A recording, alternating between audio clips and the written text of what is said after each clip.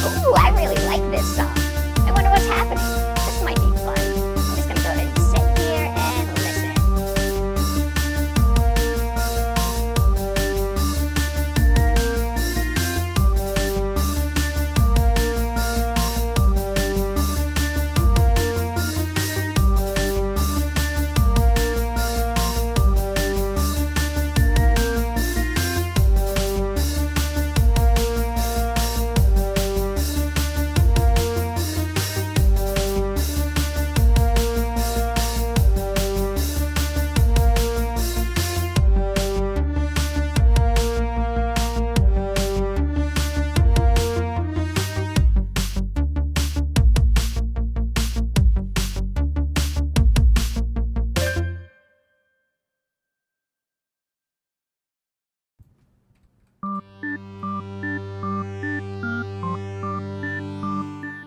Hey everybody, hello there. I hope everyone is having a great night. Thank you so much for joining us for the first episode of the Partisans of Parsh.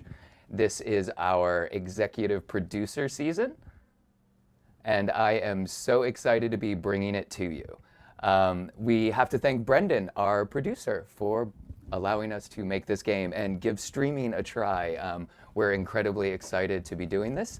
We're going to play a little Star Wars Age of Rebellion, Edge of the Empire game, and it's all thanks to Brendan. He initially gave us some stuff to start with, and then myself and Erica, Seamus, Marcus, and David took that and ran with it. And we tried to develop a really cool story, because Brendan was going to play, so we wanted him to be surprised by stuff. So hopefully he will be. We also, in the rush and tumble of the character creation, we didn't actually end up naming the ship. So, and thank you for these follows, I could hear them coming in. So we did a contest, and we had like a couple hundred submissions, which is absolutely insane. So thank you, everyone.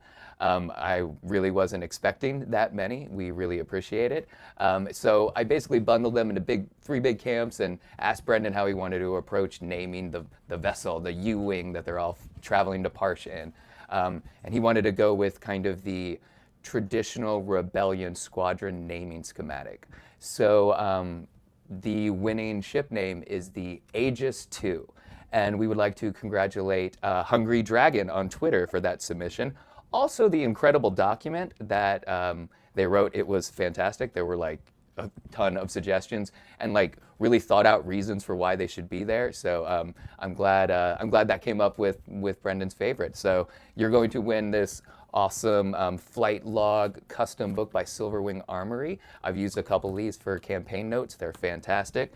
We also got like a bunch of our adversary cards printed up, so you're going to win a whole bunch of stuff. We're just going to send you a big old grab bag. So thank you so very much for entering the contest, everyone, and for being here to see the game. So yeah, without further ado, I think we should get to the Partisans of Parsh. So I made a crawl.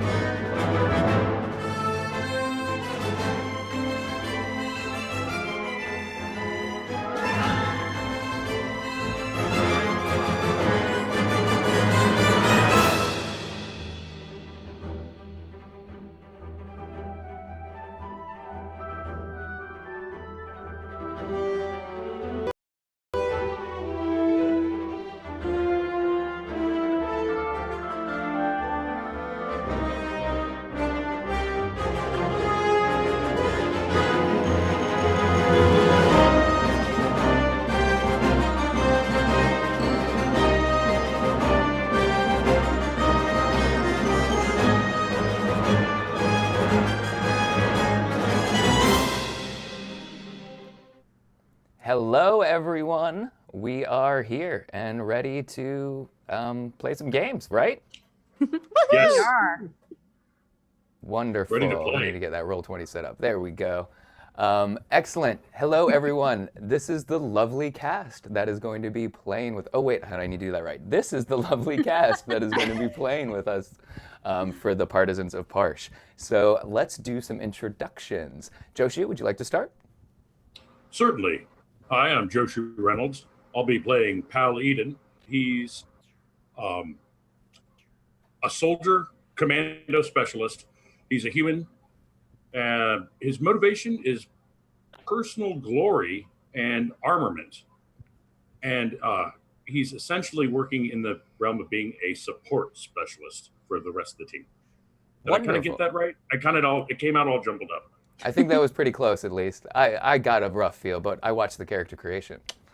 Yeah. Susan. Hi, everybody. I'm Susan White, and my character is Soli Drift. Soli is a Claudite shapeshifter, and she is a spy infiltrator. She's motivated by the attempt to rescue her brother, and she is in the area of resource acquisitions, aka stealing stuff. The polite way and the non-polite way. Wonderful. Yes. Eileen. Hi, my name is Eileen Shaw. I will be playing Salkoldia Reludar. She is a Salonian. A spy is my career, and my specialization is a slicer. Motivation type is connection. And what I have here is to prevent the Empire from bringing war to Salonia and to keep my den safe. And then duty is intelligence. Wonderful. And our executive producer, Brendan. Hi, my name is Brendan. Playing character Nollis. He's a Sulston. He's an ace driver. He's motivated by vengeance. His duty is vehicle combat superiority, kind of a take on the space superiority. Right, yep. I think that's it. Wonderful. All right. And you four are the last remnants of a rebellion squadron, unfortunately. The sole remaining U-Wing, the Aegis II. So I have a question, and I think it's probably a really important one to start with, as you are all filthy rebel scum. So, Pal, why did you join the rebellion? Pal joined the rebellion largely because he felt joining the Empire in this fight would be a short-term, low. There was little room for advancement. Okay. Oh, okay. With a smaller crew involved in the rebellion, he felt like he could probably have a chance to gain more glory, more honor, because you'd be put in higher. It's a high risk, high reward sort of situation for him. Got you. So he's like a war thrill junkie. Yes. Interesting. He likes to be in the thick of things. Okay. And he likes people to recognize that he's been in the thick of things, and he's not above the appropriation of other things in the thick of things. If that makes any sense. It does, and I feel like that was like a veiled threat, which I'm already enjoying. Soli, why did you join the rebellion? Well, Soli's really quite young. She's only 19, and her brother, when he got kidnapped by the Empire, was her only remaining family member. Her mother and father had already disappeared to the dark reaches of the galaxy. She has no idea where they are, and her brother really raised her, and she really wants him back. And she actually recently got a message from him that had something of secret family knowledge in it. So she believes that he is alive and he's waiting for her. So she wants to join the rebellion in order to spy out and get information on him. But along the way, she's not averse to stealing a bunch of stuff. Gotcha. So you've got some sort of like encoded message that you're sort of hunting for, like adjacent data or like cipher keys from, like, explain that a little bit more if you don't mind. Right. Yeah. This message that she got has some personal family information in it that only her brother would know. And so she knows that either her brother was forced to give it up, maybe under torture or something awful like that, or the message is really from him. Either way, she believes that he's alive and well and is asking her to come and get him. Okay, excellent. And thank you for the follow, PDX Bacon. Yay! There's a little clap thing, but I'm going to clap also. So thank you very much. Salcoldia, correct? Am I saying that right? Yeah, good job. Yay, I'm doing it. That's like was that 3 syllables? Oh, that's like a personal best for me on my first go. Awesome. Okay. So, what brought her here is more her duty. Her planet is formed. It's a whole den kind of system, and each den has their own kind of colony, I guess, for lack of a better word. Mhm. So she was one of the Solonians actually chosen to serve in the rebellion as part of a deal between her planet and the Alliance. She mostly works behind the scenes, not really up in the battlefield unless you're going to do that to us. Okay. So that's why her specialty is more computer based, because Sure. the Solonians really didn't want to be a part of this. They just wanted to keep war off their planet. Got you. No, that makes sense. Okay. But she can fight like a mother if she has to. I do not doubt it, and I am afraid we might see some of that. Was that a tail sound already? Yep. Right out the gate? Yep. Yay! Tail Foley. Episode 1, not even through the intros. Love it. Back in anger. That's right. Ear action Tail too. comes. Remember, don't forget your ear pantomime. And Should battle- Nullus, why did you join the rebellion? Well, Nollis lived on a planet called Ord Mantel, and he was living there with his family, his friends. Had a good job as a driver, and one day the Empire came in and just came through and killed people, destroyed things, and obviously the Empire tried to kill him because he got hit in the face with a butt end of a rifle. Okay. But he woke up and determined from then to destroy the Empire. All right, so he somehow kind of got reacclimated into the rebellion, and I mean, you're a pilot, so those are really needed usually, always. Yeah. Well, not that, I mean, any kind of soldier is needed. You kind of need everybody you can get at this point, but no, that makes perfect sense. All right, excellent. I think that's a good little introduction to our characters. There is one more thing we need to do real quick, because this is your rebel scum, so it's kind of Age of Rebellion themed, so we decided to use duty. So let's give that a roll. Brendan, would you like to do the honors this episode? Sure.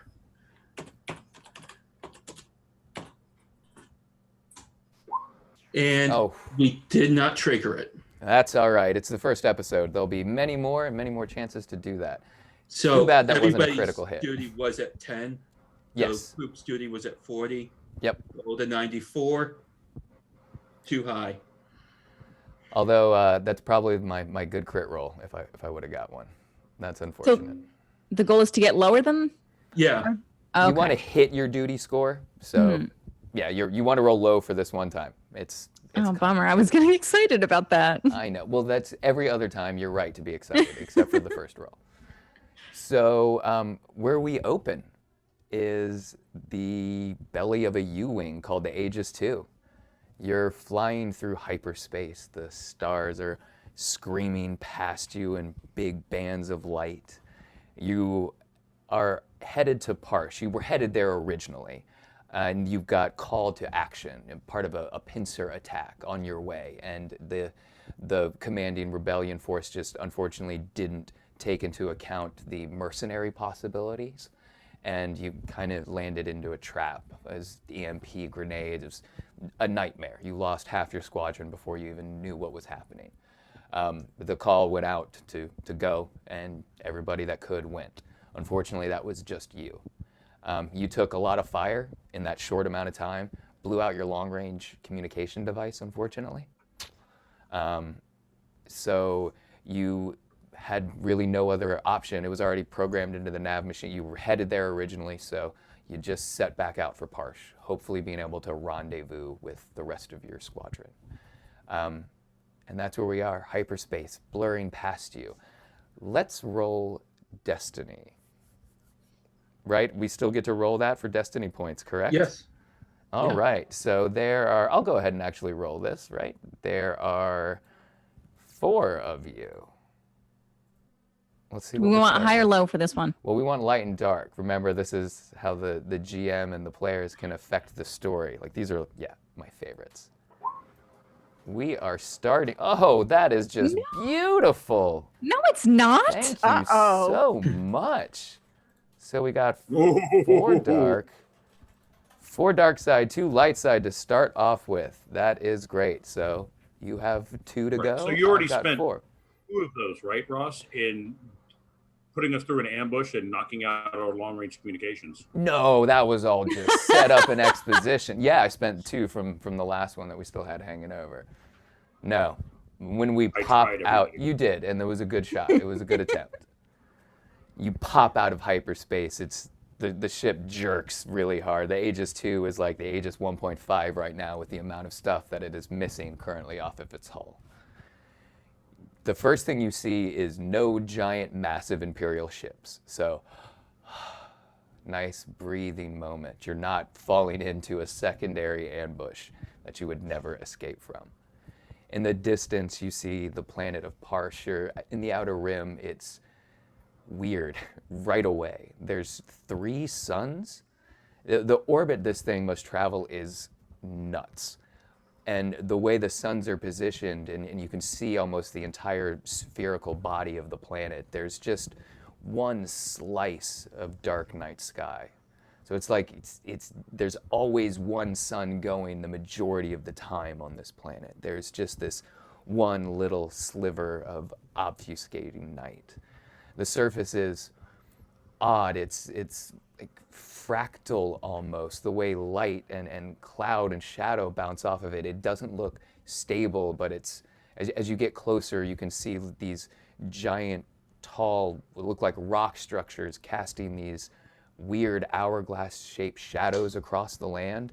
It's bizarre.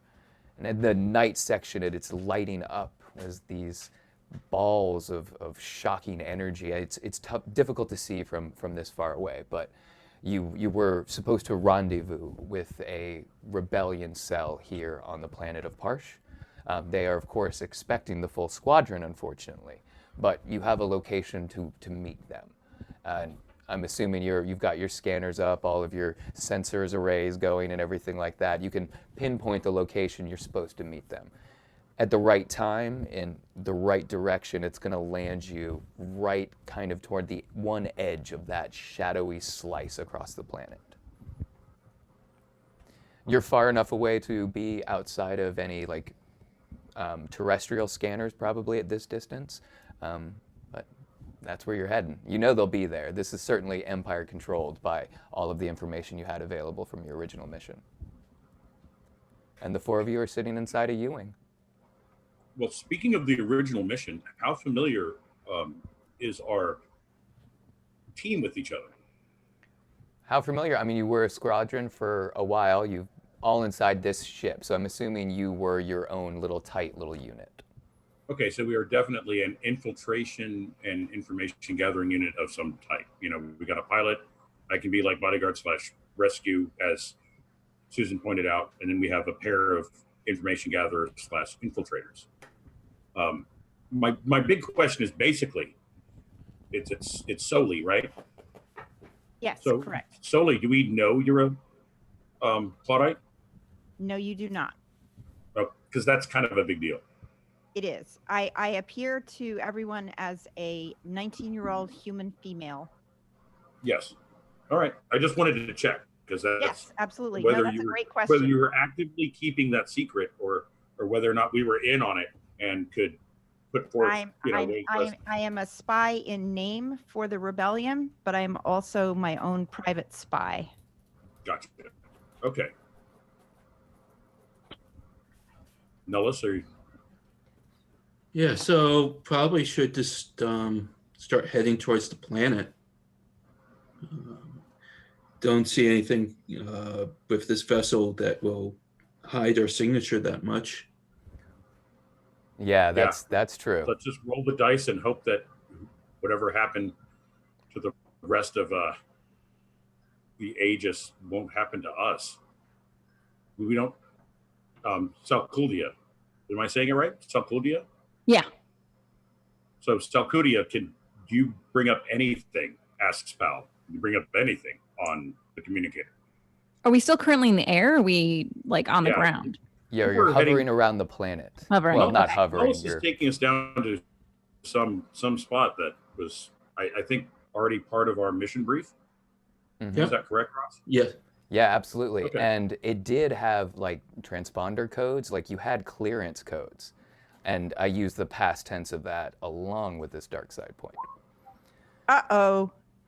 So you had codes somewhere, but they're not in the docket still. They weren't loaded in the ship. I mean, it might have been on the thing that blew off when you took that torpedo. Like, you had it. You're sure you had it when you left. Would I have backed them up on my data pad? Ooh, would you have backed them up on your data pad? I think I would have. Let's get a computer check. Okay. And I just hit that little dice thing by the computer? Yes. Let's see if you backed these up. Oh, oops. I'm sorry. I forgot to clear it. Hold on 1 second. You'll have to roll it again. That's a lot of dark. Yes. Oh my gosh. There was Try a that triumph again. there. No. I know. I robbed you. I'm sorry. Yeah, couldn't just say like Sorry. we'll I ignore knew I was those going to and keep forget to Ross on clear it roll. once. I'm sorry. Try it again. You might get it again. Who knows? That's still a just some- success, though. It's okay. I'll go with it. All right. So So those are happy little fireworks. 3 successes is enough. You have backed up all sorts of stuff on your data pad. So you believe you have clearance codes. Okay. So I use those clearance codes. I guess, Nullis, we're getting close enough to signal the Imperial? Open up comms and start communicating. Oh, so bold. You start flying towards the planet. You're inching your way along, just kind of waiting for the first hail signature. And sure enough, after just a few minutes, like a good bit farther out than you were you were expecting to be able to get pretty close before you actually caught one of these, but you get that bong bong of a hail coming in to the Aegis 2. I answer it. Excellent. You there. Hello, come in. Hi. Identify yourself. I assume that we had to have had a fake name for this vessel in this packet. Sure. What is it? It's the Rogue One.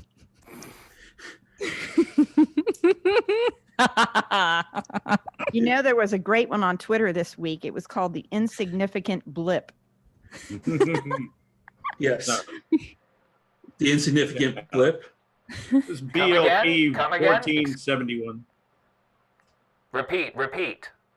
We're in the insignificant blip. Insignificant blip. Checking. Wonderful. You are registered at Atreyu City proper. Please give us your transponder codes and head to the docking bay. I get the data pad and use the ship to send the transponder, the appropriate codes over to the Imperials. Wonderful. And you're like so sure that works. So Kulia is like very, very confident these are the right ones. There were like 6 in there, but one, I mean, it's probably the first one, right? The other ones are just backups just in case. It's an agonizing like 4 minutes probably before you hear anything else. And then 4 minutes. Yes. Well, it feels like 4 minutes. It might be 40 seconds. Again, Okay. like the clocks are all busted on here now. You're not really even sure. Plus, there's just only a little sliver of night, and that's just weirding you out. It's this like dark little crescent moon shape. It's bizarre. Insignificant blip. You are clear. Please proceed to Hangar Bay Alpha. Is- Need it work. Is that where we're supposed to meet our group? Oh, absolutely not. That is the center of what you would expect to be a hotbed of Imperial activity. And whatever it thinks you are is probably not a U-wing. Okay. How far off is our rendezvous point from that city? It's not terribly far. And since you've been in orbit long enough, you've been able to see at least some of the movement of the shadow as it's crossing, and it seems to be heading towards it. But I mean, it's still it's hours at least until the night is over that area. Over our rendezvous area? Oh, no, your rendezvous area is over the night over the city. Your rendezvous area is right in practically the middle of that night slice right now. Okay, but it sounds like I can start heading towards the city and then at some point veer off to our rendezvous point. Yeah, you could definitely do that. Let's do that. Okay. Sounds like a good plan, Nolus. We need to see if any of our compatriots are still alive. Oh, or I mean, you might be rendezvousing with more of your friends too. I mean, that's a good call. Fingers crossed. We don't see anybody else in the sky. No, and nobody's coming up on comm. But you don't have your long range ones, so there's still a chance. All right, Nullus, you pilot your Aegis 2 across in this crust shape as you're moving through the surface cloud, and you get close enough where you can see these rocky outcrop.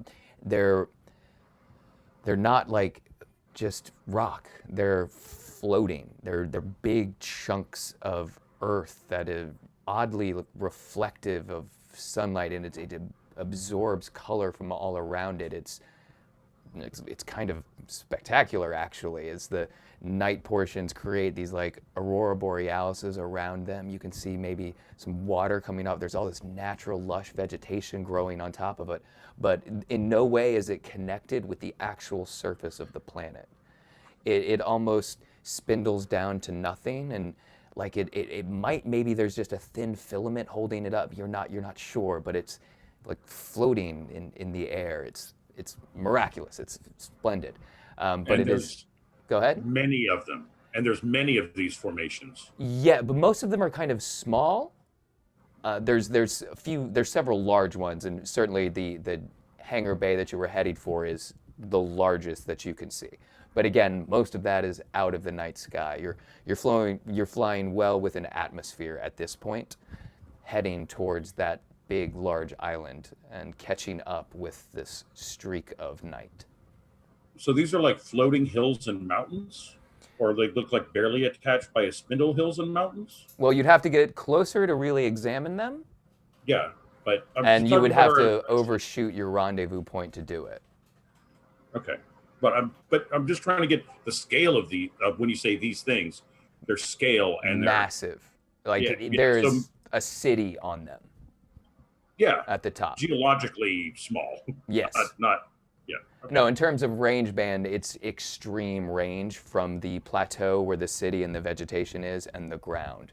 There's a massive temperature difference between the two areas. You're starting to notice as you get closer. It's a sharp, distinct difference. It is high up elevated. Very neat. Okay.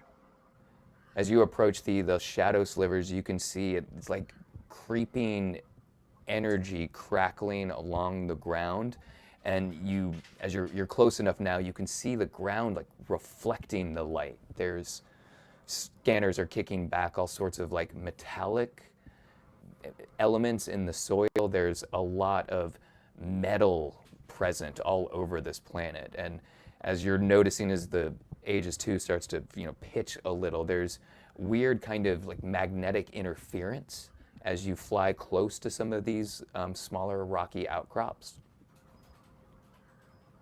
Like just floating there, suspended by, well, nothing. Certainly that little one wasn't that you just passed. There was definitely nothing connecting it to the ground. And you have crossed into the portion of the planet that is night now. And the lightning is like crackling and creeping across the ground, but you have this friendly little dot blinking in your scanner where your rendezvous point is. All right. So actually probably what I want to do is actually veer off a little bit and then take a turn into it, as opposed to just to kind of continue to veer off course from my original destination. Okay. And then as I get pretty close, take another turn to the left in there and start to land the vessel. Okay, so are you trying to do this like stealthy? Are you trying to, are you spinning and then punching it? Like, how are you approaching this with the actual vessel? Or are you just trying to fly casual? Kind of a smooth thing. Okay. Yeah, so I kind of veer off course in one direction, and then at the last, not that the last second, but a few minutes to go, so veer off to the right and then take a turn back into the left. Excellent. All right. Well, you're going to take these evasive, distractive maneuvers and you come in low and you start noticing a lot of things happening, some of which are going to be beneficial because all of your like scanner equipment, all of this, it starts going all haywire. You notice, especially as you're getting close to some of those electrical crawling ball lightning creature, maybe, who knows, it's bizarre. Your scanners start going nuts, starts getting really hard to track onto anything.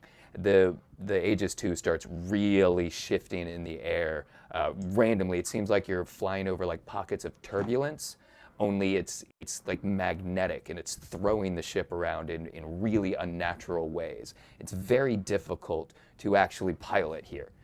There's not like a safe spot. Up high you were kind of okay, but now that you're lower, it's becoming very, very difficult to pilot successfully. So I am going to need a piloting check to make this maneuver. I'm definitely going to give you one setback die because you're trying to do this in the really dark night area, and then another one because of all this like magnetic interference. I get to remove one of those because I have skill jockey. No! Ah, that means I have to click the thing down again. Okay. Yeah. All right.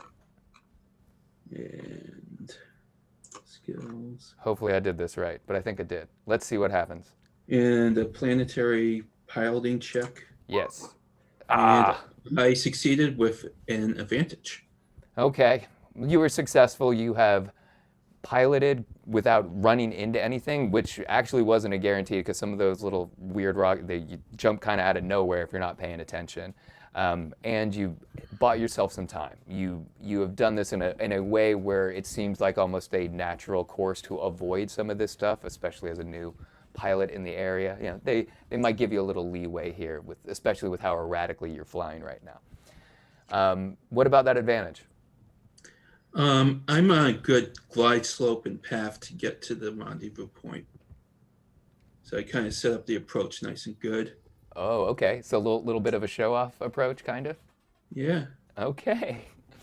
Well, you come in low. The ground is cracked and it's like pebbles floating. It's really, really, it seems like there's no gravity, but there is. It's this magnetic kind of interruption mingling with what you would assume is some sort of metallic elements mingling with the soil. There's weird vegetation that grows almost crystalline and fractal, and it's reflective, and it's beautiful as you're coming in, and you can see a flare going. It's this orangey light and smoke going up, and it's reflecting in this little alcove of these fractal crystalline trees.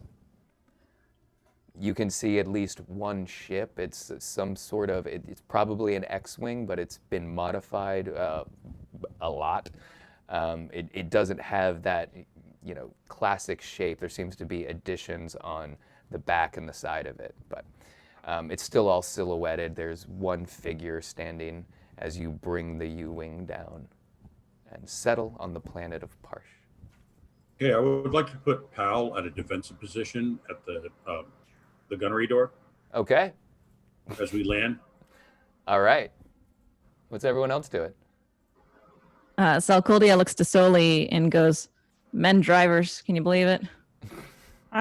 At least I didn't spill my last can of space soda. Brave face, Salcoldia. Thanks for the smooth landing, Nolus. I know, there was a lot of ducking and weaving, and you were, holding on to that can. I know. Space soda. So you throw open the side door, Pal? Yes, actually, I had it open on approach. He had his combat shield up. Okay. With the slug thrower in a notch. Just kind of keeping an eye out for trouble. It looks pretty smooth so far, but kind of empty. Yes, definitely. I was actually hopeful to see any of the members of our wing showing up. No, and believe me, so was that silhouetted figure holding an orange flare. So he's holding the flare, or is it well, yeah, on the ground? It was waving you and, dropped it now at this Okay. point. So you have that cool Gotcha. silhouette moment as this figure is walking towards you, as I assume you pile out of the Aegis too? Yeah, I hop out and then and let everyone just disembark. All right, so when you hit the soil, down. when you hit the ground, it kind of crunches under your feet a little bit. But describe what you look like when you do it. I kind of give me the cool slow-mo, we're piling out of the car moment here. Powell's the tallest fellow. He's like 6'3", and probably at about 230 pounds. So he's got a pair of like low light or adjustable light goggles on. He's wearing a bandana over the lower part of his face, or kind of like a dust mask or something like that. He's got a combat shield with just a octagonal sort of shaped shield, but attached to his left arm, and there's a niche in it, or a cutout in the octagon, where he has a slug thrower bullpup caseless ammunition rifle attached to it with a magnetic link. That lets him fire from like a defended position, even though it gives him a little bit of a disadvantage on aiming, because it's not easy to do without just using two hands. Got you. And besides that, he's wearing a rough leather jacket, and combat boots and knee pads. He's good, and he's got a knife on him, and that's largely it. He comes out holding the gun up and scanning around with his head on a swivel as everyone else piles out of the folded up wings U-wing after it hits the ground on the gravelly surface of Parsh. What does everyone else look like when they get out? So Salcaldia looks fabulous. She walks out and she is 6'7". So haha. She is a Salonian. So for those of you that don't know, she's kind of one of those giant otter, ferret, mongoose people. So she's got the big furry ears. She does have a little bit, because she doesn't know if they're going to face battle. So she's set for battle. She's got her plate across her chest. She's got a little bit of a plate covering the softest part of her skull. She's got these giant kind of otter feet, I guess, for lack of a better word. So those stomp onto the ground, and she kind of likes the feel of that grip beneath her feet, much better than she likes being in the air. She's much more of a groundling than anything, since they burrow under the ground. She's got these big giant paws with retractable claws, so don't take her off. And right. I got kind of like thigh plates over my legs, so not really clothes, just more covered with plates and armor and a little extra soak. Sure, yeah, definitely. So yeah. And you're barefoot? Yes. Okay, so very thick pads on the bottom of my feet. And I'm assuming you can still feel, like there's still nerves there, like you can sense what the ground is kind of like. Yes, but not like a hand. It's very thick, so thicker than your human feet. Gotcha. You can feel temperature. You can feel like it's more coarse, but I don't feel pain. Got you. Well, it definitely doesn't feel like normal soil. This is a different and unique experience for your feet to be on. You've never felt anything quite like this in terms of a planet, and it's kind of like almost spongy. Like it's not completely compact, so when you step, it's almost like a swamp type surface, but there's no moisture to it. It's really weird. And the metallic parts start to cling to every other thing, and it's almost gets like a static electricity buildup. And these ball lightnings start rolling around everywhere. It's throwing these weird lights that are reflecting off of all of it. Ball lightning. Yeah, well, it's not like ball lightning because it crawls. It's like really, really slow spider lightning is probably a little more accurate. But it moves across the surface of the planet in really jerky motions. All right, so that's definitely something to watch out for. Don't step in that. Yes, it is definitely Okay. dark side points fodder. No kidding. So Soli is kind of hanging around the cockpit with Nullus because she does not want to be the second to last person off the ship. She kind of wants to go with somebody. She's a little bit nervous about her first mission here, and she's just going to be hanging around Nullus, kind of annoying him and looking over his shoulder. What's that, Nullus? What's that button do over there? And come on, they're going to leave us behind. Come on, let's go. While she's doing all that, I'm actually securing the U-wing. Mhm. I'm not shutting it down, but I'm probably putting it to like, maybe alert 1 type status. So it's like ready to go in a minute or so, but it won't try to take off on its own or anything like that. Okay. It does take me a few minutes to just get everything secured and checked out before I leave, but eventually I'll everything's secured down and I get out of my seat and start heading out. Excellent. Nullus, do you think they have any more soda on this planet? This is my last one.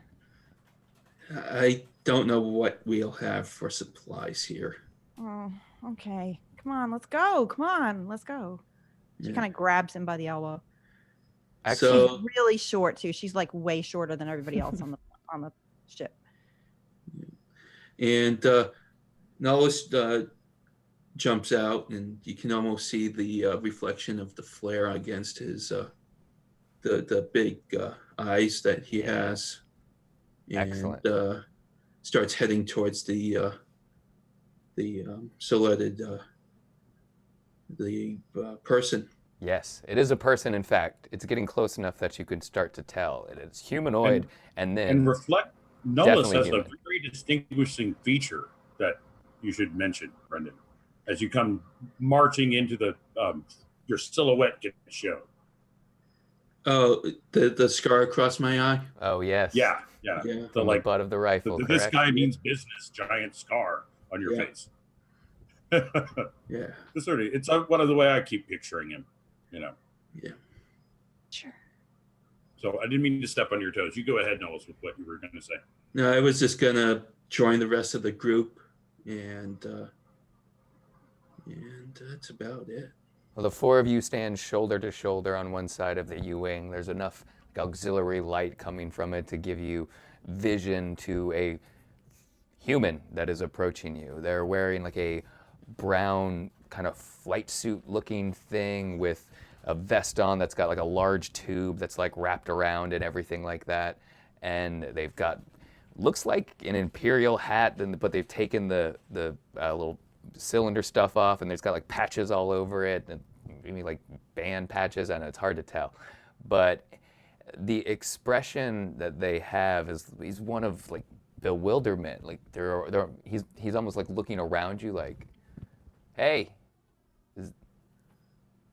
welcome to Parsh. Is this all of you?" This is Aegis 2. Cool. As far as we know, we're all of it. What do you mean? We only got about 2 hours of dark left. I'm not giving up hope here that there's going to be more of us. Things got very, very messy when we came out of hyperspace. We were ambushed, and Wait, there wasn't here? enough time. No, at the last jump.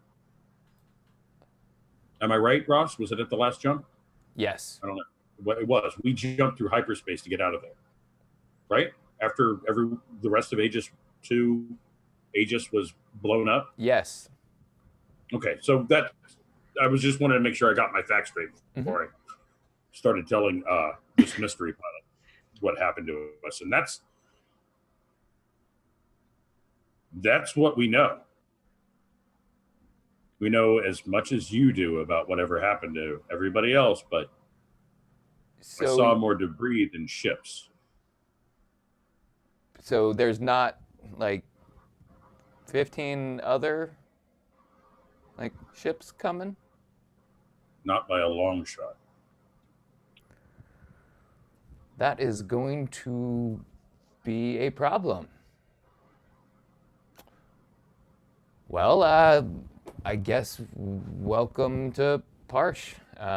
We were gonna overthrow the Empire, at least get it started off, but we were really hoping there was gonna be some fighters coming in that could help us out.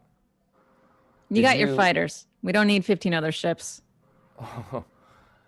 I appreciate the enthusiasm. I do, especially considering what I've just heard about your previous circumstances. Like, I really want to keep that going. I love the energy, but we had discussed this with Command, long before they left for whatever mission he's on now. And that, I mean, the 16 was really that integral number that was going to allow us to execute a multifolded plan that would eventually lead to the freeing of the populace here. Take us to your commander. I want to talk to her. Well, that's a whole nother thing. They actually left, so we got a bit of a command issue right now. They got called up by Brass, something about, I don't know, they're building the thing again. I don't know. That's dumb. There's no way. But Who is your CO right now?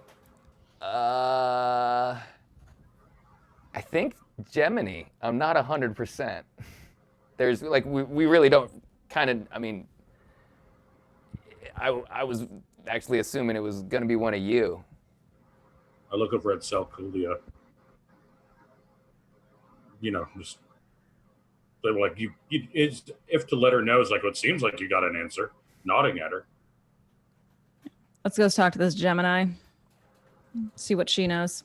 Well, it's Gemini, and that's like my boss. That's not the boss. So that's like this is what I mean. Like, we've got a bit of a structure issue, and we got some communication problems that you were also going to help us with. We actually had like a big long list of problems that Rebellion Command was going to send us a squadron of like 16 ships with a whole bunch of Rebel fighters on it to help us do all that stuff. Yeah. You mentioned that the plan's gone out the window. What's your name, son? Otis. Hi. And Otis extends a gloved hand and wants to shake everyone's hand at least. All right, this is awkward, Otis. Is this a secure place for our ships, or are we relocating? Oh no, we got to get you into the base. We can't stay here. It's only going to be dark like maybe hour and a half, 2 hours, something like that. And we don't want to be out here. Not in the day. And we already took out the Viper nest over there. So we've got this 2 hour window where they're not going to be able to track us. Viper nest, you say? Yeah, they've got a whole bunch of little scanner droids, but they keep them in little, So we had to drill one of those out. Spec Op team handle, it was great. They enjoy that stuff. Did you save the parts? I mean, they scavenged whatever they could. Yeah, I mean, that's pretty much standard. We can probably repurpose them, use them for our own. Oh yeah, we got tons of time to do that sort of stuff. Why don't we head into the base? Let's sit down and try to get our heads around this new plan. I think we're gonna need to execute. I look over to Nullis. Like, are we good to fly? Do we need to do any repairs? We're good enough to get there. Okay. Oh, well, that's another interesting thing about Parsh. So flying into the base is a bit tricky. I'm assuming... This is Otis telling us this, right? Yes. Okay. I'm assuming you had training on how to do it, or am I supposed to walk you through it right now? Walk me through this. Okay. So what you're gonna do is follow me. I'll definitely lead the way. That should help. And if you slam into something, then I don't die too. So that'll be fun for me. What you're gonna need to do is we're going to come up under Atreyu City Island. You go straight up and then kick everything off. So if you got to power down at the right time so you don't get picked up by any of the scanners, because we can't let them know, like, this is here, that's a big deal. They've got the tilt ready to go. We don't want that to happen. I mean, inadvertently could maybe kill everyone. So what you need to do is like really execute this correctly. Then you're going to go flying straight up into the big floating rock. You'll see there's a little opening that you're supposed to go into. And then you kind of just let the magnets do the rest. So it'll just keep you going, and then you'll get hooked onto this thing, and it'll feed you into the base. It'll be fine. We haven't lost anyone in like 30 days at least. So this part where I have to shut down, how much do we have to shut down? Oh, like, yeah, you shut it off. Like the vessel. Yeah, everything. Yeah, and then zoom, and then you just kick everything off, and then you'll just get lifted into safety. And you make sure your aim's really good before you kick it off, just because you're not going to be able to really do much once it's off. So. Have you done this before, Otis? Oh yeah, I do it all the time. I'm really good at it, and like so, I also especially built for this kind of thing. Over at Nullis and shrug like, well, if this guy's really good at it, this should be a cakewalk for you, really. I'm uniquely immune to the panic it could cause, luckily. Okay. So just, really keep it together when you're doing this. It'll be important. So just to understand, what we're going to do is we're going to go fly under these floating island things. That's it. Yep. Punch at a certain point, punch straight vertical. Yeah. And then with shut everything you got, down. and then kick it off. Yep. Can we follow each other? Is there a distance we have to be apart? Yeah, don't be too close, and definitely let me go in front of you. Okay. How close is too close? I'd stay at a short range, because it's a pretty hard cut, and you don't because if I cut and then you slam into me, then we're both gonna have a bad time, and that's not good. So, yeah, we were gonna totally just do this as like a caravan thing, but the important thing is to just really trust the planet. The planet wants you to be inside this floating island. Just let it do its thing. It'll get you there. Everybody good? If anyone can do it, Nellis can. I'll stay here and watch. Oh, you don't want to stay here and watch. You'll get picked up by the Empire real quick. Come on. Are you saying that there's no elevator into the base? Come on. No, there's absolutely no elevator to the base. It is miles above the surface. Ugh. Locked into a rocky center of a weird floating island. Come on, Soli, get on board. Just clench your eyes and think of soda. Yeah, you got straps, right? Definitely strap in. Okay. Curl up next to Salcudia. Okay. Anything metal, strap it down real good too. You don't want a lot of floating stuff around in there. Just got any loose parts, you might want to tape it down or something. Powell will get right on that. I start heading towards the U-wing and start spinning it back up. All right. Otis spins on his heel and puts a helmet on and starts walking towards his modified X-wing. U-wing. Oh, Otis. No, Otis has an modified X-wing. You have a U-wing. Yeah, but it's modified, huh? Yes, it's definitely not the right silhouetted shape. There's other stuff on it, for sure. Okay. So it looks like additions rather than subtractions? Yes, definitely. And defensive, maybe? I don't know. It might have something to do with the planet. You're already picking up that this is a weird place to fly. Did we see? So, yeah, we saw the weird lightning events that were crawling all over the ground. And you mentioned the ground was kind of spongy and soft without having any moisture. Well, it's not soft. It's easy to compress, but it cracks when it does. Well, I'm imagining it's like clay, but it changes shape frequently, but wants to push apart all the time. It's like a metallic clay, if that makes sense. Yeah, it does. It does. I'm thinking sort of like a Magisand clay thing. Yeah. And you can hear the X-wing kick on in the distance. Test it, I will. The X-wing kicks on in the distance. Otis begins his pre-flight. Powell follows his advice and tries to secure anything from floating around. Oh, good. I'll get that setback out of the way. Wonderful. Yeah, whatever is around there in the flying bucket. So everyone piles into the Aegis 2 and straps down. Secure my glaive on my back. Yes. All the big metal stuff needs to be secure. I yell back to them to make sure that they close the doors, Yep, because the that's U-wing great. it's a troop transport, so there's those 2 doors on either side that they can have opened up, and sometimes it's fun to have them open up during some atmospheric flight, but right now we should have all that closed up.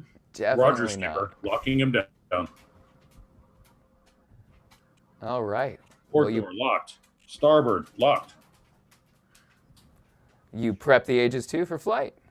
Otis takes off in his X-Wing and starts heading towards this massive floating rock outcrop with lush vegetation on the top. Well, you can kind of only see up around it because you're sort of below it now. And he's staying really, really low to the ground. And you could see his X-Wing is it's wobbling the whole way. It's not a steady or easy ride. It's certainly bumpy inside the U-Wing as you are traveling. And you finally break out of the night portion. You're getting close to what is called Atreyu City, this big, giant rock city. You can see a waterfall coming down off the surface, but it's not like straight down. It's out. It's arcing like this, like it's rolling off the top of an umbrella almost. It's pushing away from the primary rock body. The ground is reflective of the sky, which is a little orangey blue with clouds, depending on how the suns are setting or rising or covering all of the landscape. But there's definitely enough metal for it to pick up some light from the sky and color. And you're shaking along the surface, heading towards this city, maybe rebel base. It doesn't, I mean, there's nothing visible on the side but big bird nests and stuff like that. You don't see anything that screams rebel base.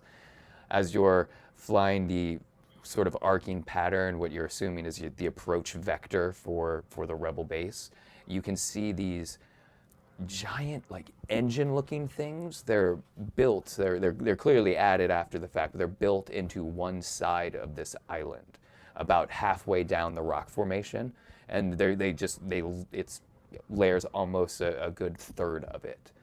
But they're just giant engines that you don't know what they're for, but that sticks out to you when you're looking at this thing.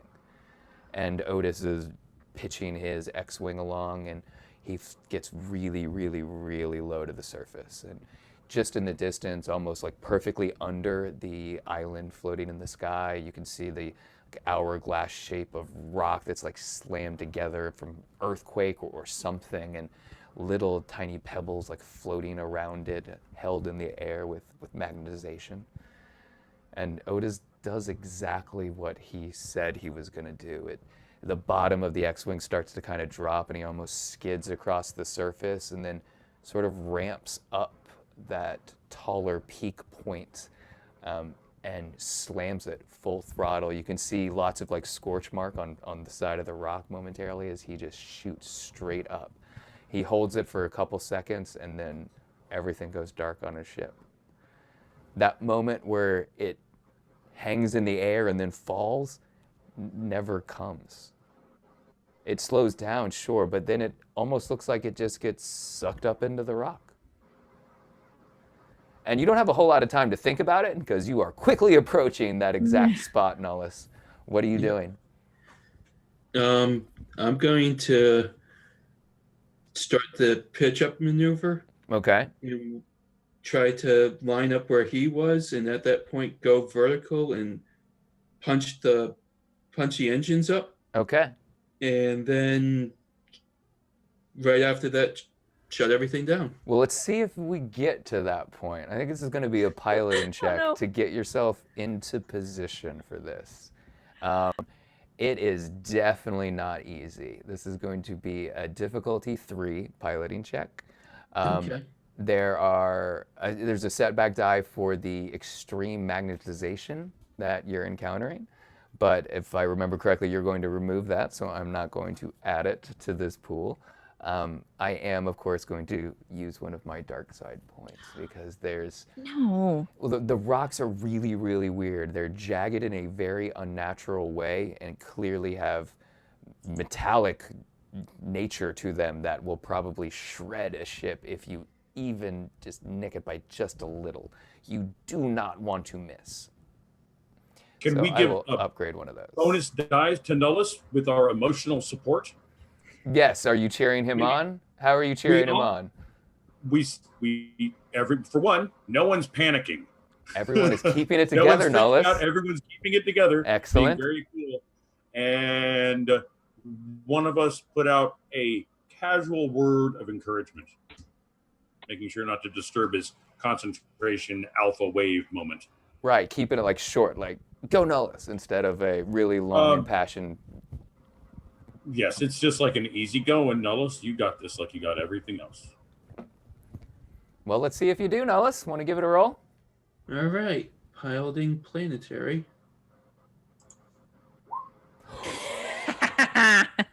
Oh, no. Take that, Ross. So first off, why is the first challenge die blank? I am so mad. I'm so mad already. We're not even using actual dice. But that was not a great roll for Nullus, unfortunately. But it's advantage. Yeah, it's a lot of Right. advantage, but no successes, unfortunately. Yeah. What? Yeah, so I did not succeed. Well, you did not succeed entirely. But he's in a good place to kind of fix whatever's going to go wrong next. Yes. So you are not successful. You hit your approach vector. You look like you're doing it right. You're trying to copy exactly what Otis did, but a U-wing is just so much weirder than an X-wing. Like just with the shape, the weird magnetization resistance, it's really hard to fly. So the point where you're supposed to kind of dip your tail down, you don't kind of get it down far enough. So you sort of come out at more of a arc instead of a straight up. So when you punch it, you can kind of tell you're off.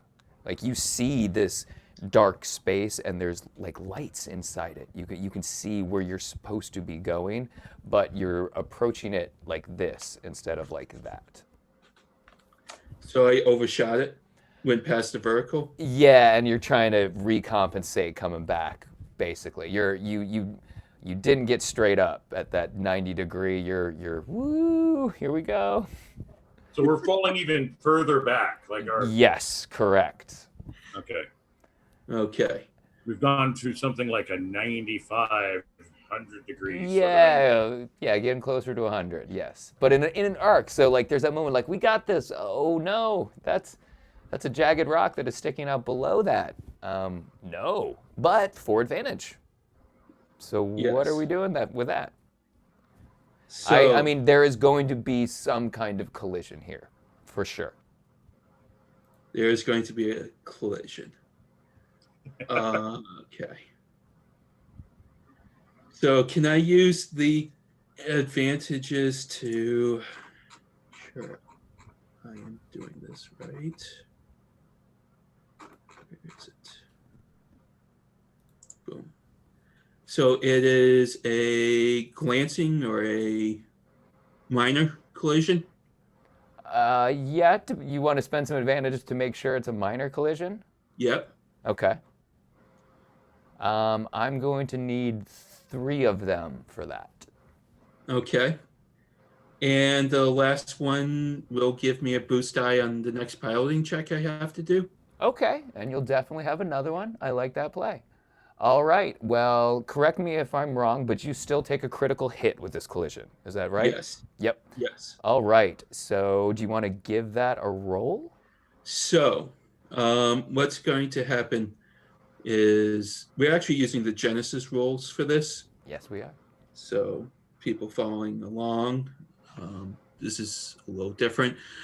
So what's going to happen is going to roll a D100. Mm-hmm. What speed were we going at when this happened? You had punched it. I believe So that's 4 then, if I'm not mistaken. So I was going at speed 4.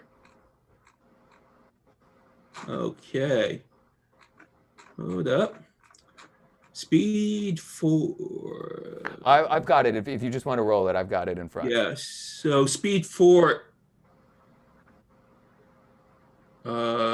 Speed 4 basically adds 20 to the critical hit roll. Yep. And then I roll this, I add 20, and then I subtract 20 because of my ship's defense times 10. Perfect. Excellent. So it's just an even roll then, right? So whatever this ends up being is what we get for a critical hit. Perfect. Nice. Ah, boo. That's good, right? Boo. Yeah, it's good. But it's not. Ah. It's as good as we could hope for. Well, yes and no. So Yes, this of one's course. really good for the ship. This one is not so good for its occupants, unfortunately. Go figure. Oh, no, wait. No, I read the wrong one. This one is just good for everyone. I'm so mad about this. Ah, okay. All right. So Toying with my emotions. I know. I thought everyone was going to take a bunch of shrapnel, but it didn't happen. Lucky for you, you're not the first people that Otis has tried to bring up this way. So when you get close enough to that like jagged metal rock that you're sure you're going to hit, there's actually this like big lumpy sort of padded area thing that's got like a smiley face spray painted on it.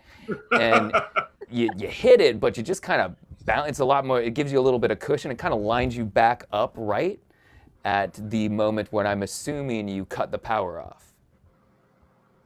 Yes. Wonderful. Well, you take 3 system strain, and then everybody takes 3 strain also from the shock of slamming into the wall and the fear that you are probably going to all die. But luckily, like those, what are they, gutter guards when you go bowling? Like you kind of got a little extra help aiming Got yourself like back up rails, this way. bumpers to Yeah, keep us exactly. from throwing off too far to the right or the left. Yep. So you've got the ability to sort of aim it back up when you cut the ship off. Yes? Yes. Wonderful. Now, was there any system strain on the vessel from its previous? Yes, it was down quite a bit, probably. I think this is going to put you around half since you just took 3 more. Okay, so we were at 6, so we go up to 9 system strain, Cool. which is half of its 18. Perfect. So it is not in great shape, but it is also not kablooey right now, which is really important and good. So you cut off the engines, you cut off everything, you cut off the lights, everything kind of powers down, correct? Yeah. And, the U-wing's probably a little bit heavier, so you did it at the exact same moment, but you have this panic, like a roller coaster tower drop thing where you're heading up and then you just start slowing down a lot quicker than you expected to, and you're just barely getting across the lip of this rocky outcrop when it feels like something grabs the nose of the U-wing and just starts pulling it up. And you could tell it's some sort of like magnetic force because everything on you that's like metal is also being pulled that way. Little chips and coins and scrap that wasn't taped down by power, just kind of floating to the front of the ship, and you're getting pulled up into this rock. There's lights on either side of the tube, and you can see where you're going, and how you're getting there is really, really strange. It's a very can we unique feel it experience. On our weapons and clothes too, we feel it in anything metal. If we're carrying something metal like the glaive or the rifle, exactly. It has a weird, like pulled towards the nose of the ship feel. Yep. Yeah. Up towards this what you would assume is the surface of this rock. You are traveling at kind of like a slow pace, and the lights start getting like more frequent. The channel starts widening out a little bit, and you see a sign like attached to the side of the wall. It's like, kick them back on, and a little rebel with 2 thumbs up. Great. I love the graffiti sort of assistance going on here. Yes. So do you kick all the systems back up, Nullis? I have to, unfortunately, flip a... Oops, did not want to do that. Uh-oh. Are you flipping one on me? To remember whether or not I should have, if I needed to turn everything back on. He was not specific, but that sign is super friendly. Like the big smile, thumbs up, like whatever that sign is saying is probably what you should be doing. You have a good feeling about that sign. Okay, I start turning the systems back on. Excellent. The U-wing starts coming back to life as you're getting higher and higher up. There's more like metal structure. It stops being so rocky. It's clearly been built this way, and that magnetization starts kind of slacking on the Aegis too, and you end up seeing like this like floating bay. You get to like a peak of the magnetization pull where the ship is really back into control. And there's just a cylindrical, and it's row after row after row of like a long hallway. They're all rimmed in lights. Every single one of them is rimmed in red light, except for one that is rimmed in all green. So start heading that. Excellent. And it doesn't take much. It is built in a way that it's still using the magnetization to propel you along this path. So you're reserving fuel and energy and system strain and everything like that. It's kind of like a nice ride, actually, at this point. You get to kind of relax and realize that you probably should have just died, but you're okay now and everything's fine and everyone's just good. And it's a little beat up, but largely everyone's fine. And Whoa, Nullis, that was like the best roller coaster ride ever, dude! Yeah. Nullis just tries to ignore that and stays internal to his own thoughts. Yeah, it scared me. It Man, wasn't that fun? almost looked like you didn't know what you were doing there, but good scare, buddy. Well played, Skipper. Anytime. Anytime. Oh, I love that everyone is twice as confident in Nullis as Nullis is. That's fun. Wonderful. Yeah, he totally meant to do that. So you travel down this hallway built for rebellion vehicles, and you end up in a massive dock. Like it was prepared for 16 vessels. It's big and empty. So good news, you can park wherever you want. Do we see any deck crew operating in here? Yeah, you do. And they don't look super happy. There's 3 or 4 of them lined up in front of the hangar door to get into the base proper, and one of them's there. And they're not jumping up and down and waving their arms and giving us the thumbs up, are they? No, and Otis is there talking to him too, so they're probably getting an earful of it and have lost considerable amounts of enthusiasm for what is happening right now, because this is not going great. And they had big plans. Yeah, I peer at them through the hull door on the starboard side, I guess. Whatever. So do you park at Nullis? Yep, I park it and start shutting it down. All right. There is a very somber walk towards the Aegis 2 from 3 crew people that are ready to help attend to whatever damage and repairs this squadron of fighters needs. Otis is waiting for you all by the door to the hangar. I'm getting off this plane. So Alcalde gets off and then walks towards Otis. She wants to get down to business. Excellent. It feels like it's normalized. Any of like the weird magnetic pulls you were feeling on your metallic clothing and items, that's all seems to have been at least subsided or neutralized in this general area. And it's good, like rebellion steel under your feet. This feels right. This feels like where you should be. So this looks like newer construction, not something that's been repurposed? Correct. They've added, it's used as some of the organic rock structure too, but there's a lot that they have brought in and built in. Right. It's no small endeavor. It looks like no. a pretty big place. Nope. Okay. And I'm going to stow Pal's weaponry and his shield, because that kind of rests on his back, and collect any loose change that he'd missed before that was flying around the interior of the Aegis 1 and follow suit.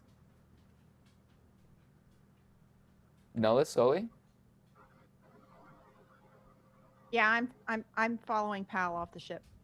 Yeah, I shut down everything and I head out the vehicle last. Excellent.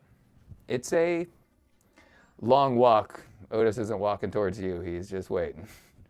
So you take your time, stroll over, and well, that was pretty good. You did all right. Right? Everyone's got all their fingers and toes or paws, and yeah, you got everything there. Yeah, even collected some loose change out of the couch. Nolliston here wasn't going to let anything happen to us. I pat him on the back. Well, good. I figured we were going to lose one or two, but I also figured there were going to be a lot more. So I'm happy that everybody made it. Are you ready to go disappoint some people? I think, but hopefully we're going to re-engage them because it's bad up there, and we're really going to need. We need to neutralize the lift, the tilt. We need to do a lot of stuff, and I think we're still going to try to do it. But well, it wasn't good where we just came from either. You need to understand that the population of Parsh does not understand what the Empire is. Oh, okay. We're talking about a loyalist colony. I mean, they've only been here like 20 years, so I don't think you can really develop that much that quickly. But I won't deny that they've done some good to Parsh, to Treyu City, for sure. I'm not from here, so I can't really speak to how bad it was before, but I've talked to a few locals, and it wasn't great, apparently.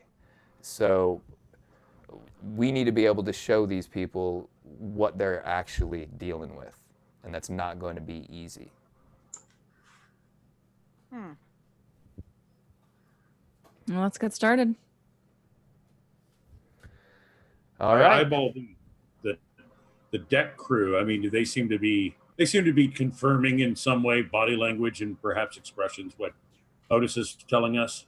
Yes, and they're mumbling under their breath about, well, this is the last time we believe anything Command says about getting us supplies, and we gave them all the magnesium, and then all of a sudden now they can't help us. And yeah, they're disgruntled, but they are attending to the Aegis 2 properly. All right, so. I was concerned about their morale, but I don't see any like recourse that I have to try to encourage them right now. Except, give them a welcoming nod and move on. Yeah, they're gonna need a win soon. You can tell that's in their stride for sure. It's been tough days already, and this probably just got a whole lot tougher for them. Right on. For morale. Otis reaches out and touches a keypad panel, and a door slides open, whoop, revealing a well-lit hallway of a rebel base. And he looks back and says, "Welcome to Jumar. Let's go meet everybody." And starts heading down the hallway. That's Jumar? Yes. For my notes? Okay. And the hallway leads into a giant room, a big antechamber. You pass hangar bays and a medical bay and barracks and training rooms, and he's leading you into some sort of, office or, admissions. Yeah, there's some sort of registration thing here. There's people that you're passing that are kind of mumbling as you go, but he's taking you to a specific place first, for sure. You got to meet the important folk, you would assume. He doesn't say much on his walk, but he's definitely trying to keep upbeat, a little more so than everybody else. He's smiling, that sort of thing. Okay, I'm going to try to mimic his demeanor in order to, at least encourage him in trying to keep morale up. And excellent. I assume we're being taken to some sort of debriefing station? Yeah, you could assume so. So everyone kind of trying to help keep morale up, mimic the step, maybe be buddy and friendly? Nope. No. I mean, I'm keeping my guard up, and he's literally below me. He's shorter than me. They need a leader here. Got you. So you're planning to just take control here, right? until some other Salonian comes along, and she's back to being just the servant. Right. Excellent. Well, we will find out exactly who you have to contend with for leadership next week. So, yes, thank you so much, everyone. This has been What? the first episode. I know, but it's already 11, No, roll everybody. for initiative. No? So thank you, everybody. Remind everyone who you are, where they can find you on Twitter. If you want to plug anything, let's do it right now. But that's going to be the end for the first episode. Thank you, everybody. Thank you, everybody involved. And thank you, especially everybody who came in with the awesome chat comments. They were hilarious. And thank you, Brendan, for producing this episode or this season. It's fantastic. I'm looking forward to it. I'm already disappointed we didn't get any further. But next week, same patch time, same patch channel. That's it. All right. Thank you for not killing us in episode 1. Really? Hey, I mean, yeah. Brendan tried. Welcome to the team, buddy. That's the way it goes. Welcome to the table. Yeah, I Wonderful. rolled. Thankfully, I rolled low on that critical hit. That was a big win. That was. We might have had some bloodshed in the first episode, inadvertent. All right.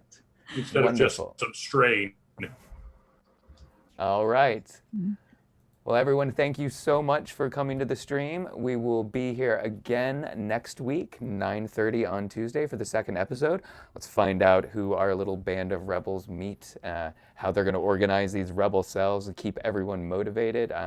It's going to be very interesting. We'll get into the Parsh City proper, see all the kinds of cool animals and cool Imperial stuff, and I get to use more sound effects. Yay! This is going to be so much fun. So thank you again so much for coming, everyone, and we will see you next time.